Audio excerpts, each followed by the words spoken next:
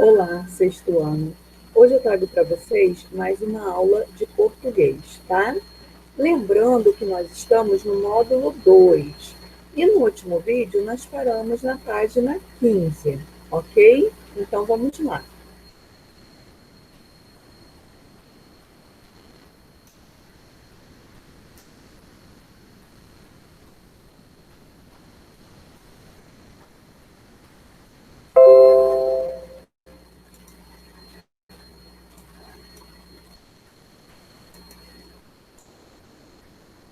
Vamos lá. Com função, com que função os pontos de interrogação, de exclamação e as reticências foram empregados no balão de pensamento ao lado, tá? O balão de pensamento. Então ele fala assim, ó, não existe o verbo acreditar. Então o ponto de interrogação foi para expressar uma interrogação, tá? Não existe a palavra inacreditável. Então, tanto o ponto de interrogação quanto o de exclamação indicam que, além de expressar uma interrogação, a frase demonstra surpresa, tá? E esse finalzinho, as reticências, né? Esses três pontinhos no final, o que elas indicam?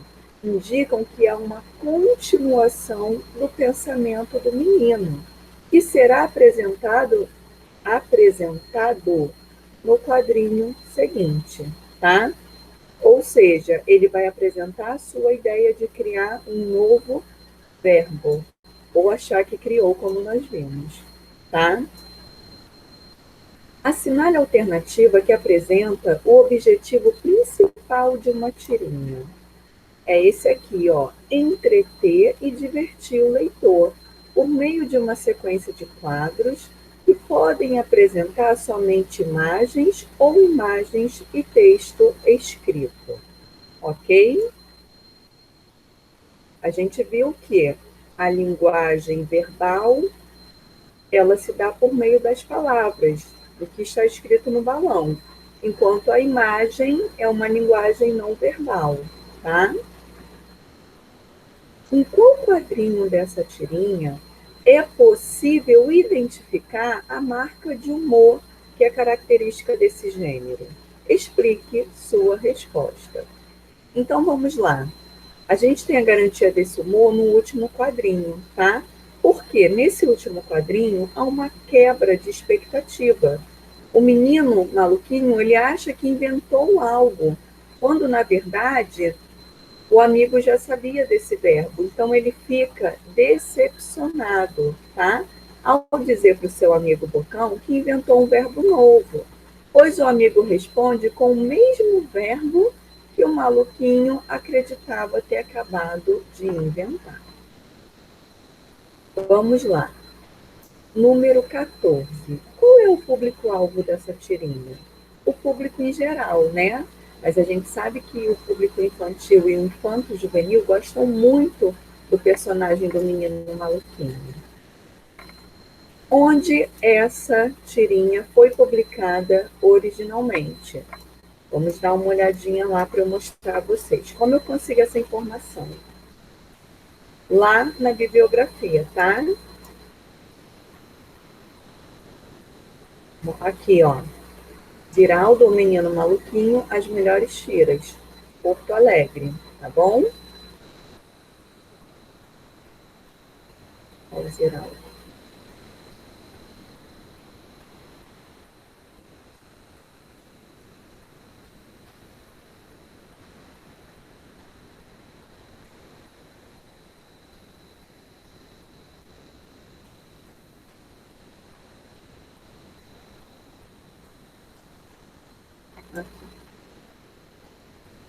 Então, ela foi publicada no livro O Menino Maluquinho, As Melhores Tiras, tá? Onde mais podemos encontrar tirinhas? Em revistas, gibis, jornais, séries, blogs de internet, tá bom? A tirinha é formada por uma sequência de quadros que contam com uma história. Ela pode apresentar somente imagens ou imagens e um texto escrito, tá? Esse texto geralmente está inserido em balões e pode ser publicada em livros, revistas, gibis, jornais, sites e blogs da internet. Vamos à página 16, ó. Linguagem verbal, não verbal e mista. Em nosso dia a dia, empregamos a linguagem para nos comunicar.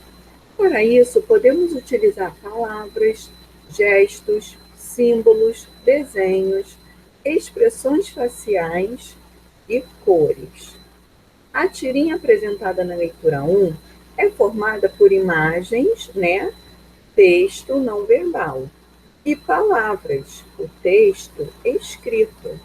Conheça a seguir os tipos de linguagem empregados em textos.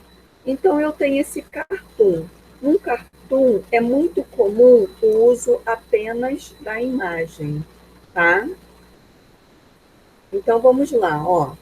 Os cartoons geralmente apresentam uma crítica a uma situação ambiental, social ou política, tá? Ou até mesmo ao comportamento humano por meio do humor. Qual é a crítica desse cartoon? Vamos olhar para essa imagem. Olha o que nós estamos vendo. Um rio totalmente poluído, né? E o peixinho que está em seu habitat natural se imagina num aquário. Olha que loucura. Ele acha que a vida lá é mais segura e mais confortável. E de fato é, porque ali ele não tem paz, ele vive no esgoto, né? E isso faz muito mal a ele. Os cartoons geralmente apresentam uma crítica a uma situação ambiental, social, política ou comportamento humano, tá? Acabou que eu li de novo. Qual é a crítica desse cartoon? Esse cartoon faz uma crítica à poluição das águas dos rios em razão do esgoto, tá? Então vai criticar a maneira como esse esgoto é despejado nos rios sem nenhum tratamento. Assinale a alternativa correta a respeito desse cartoon. Ele é formado somente por palavras? Não, não tem nenhuma palavra. Ele é formado apenas por imagens, tá? Então vamos dar seguimento.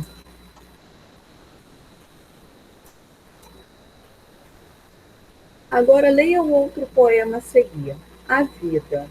Na água do rio que procura o mar, no mar sem fim, na luz que nos encanta, na montanha que aos ares se levanta, no céu sem raiz que deslumbra o olhar, no astro maior, na mais humilde planta, no vento, na voz do vento, no clarão solar, no inseto vil, no tronco secular.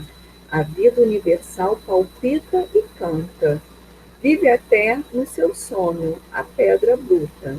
Tudo vive, e a alta noite, na mudez de tudo, essa harmonia se escuta.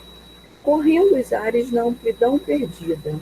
Essa música doce é a voz, talvez, da alma de tudo, celebrando a vida. Tá bom? Que sensações a leitura desse poema despertou em você? Tá falando da questão da natureza, né?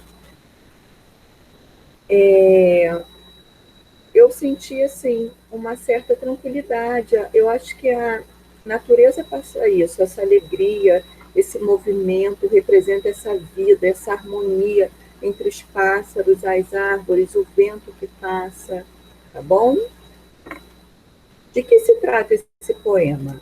Ele está falando da vida na natureza, da vida em suas diferentes formas, tá? Assinale a alternativa correta a respeito desse poema. Ele é formado somente por palavras, tá? Texto escrito. Seria possível empregar somente imagens em vez de palavras nesse poema. Por quê? Não tem como, tá? Por quê? A matéria-prima do poema é a palavra. Eu preciso da palavra para escrever esse poema, tá? E o poema é um gênero que trabalha as palavras de modo especial, com rimas, ritmo, tá? Isso, a rima e o ritmo traz sonoridade ao poema, fica agradável de ouvir, tá bom? Por isso seria impossível substituir as palavras por imagens, tá bom?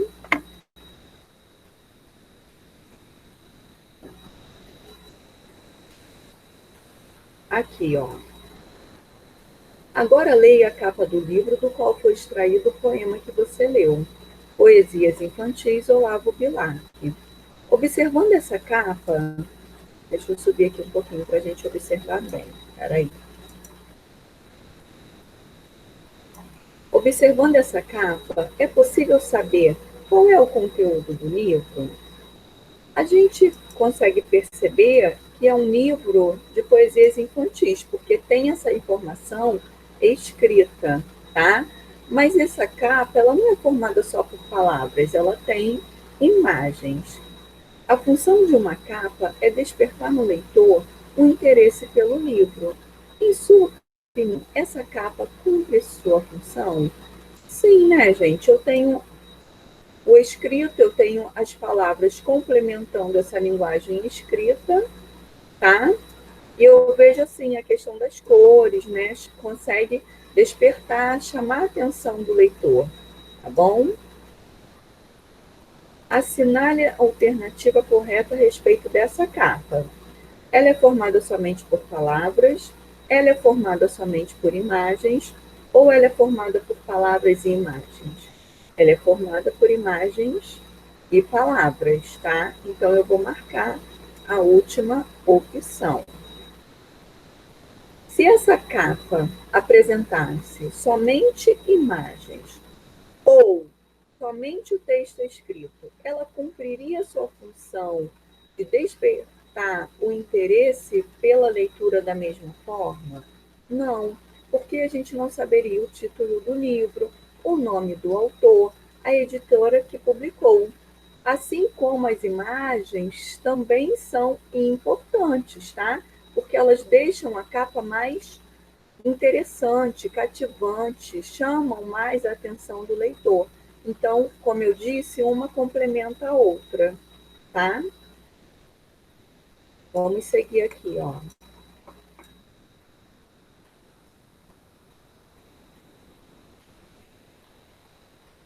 Olha só, vamos observar agora.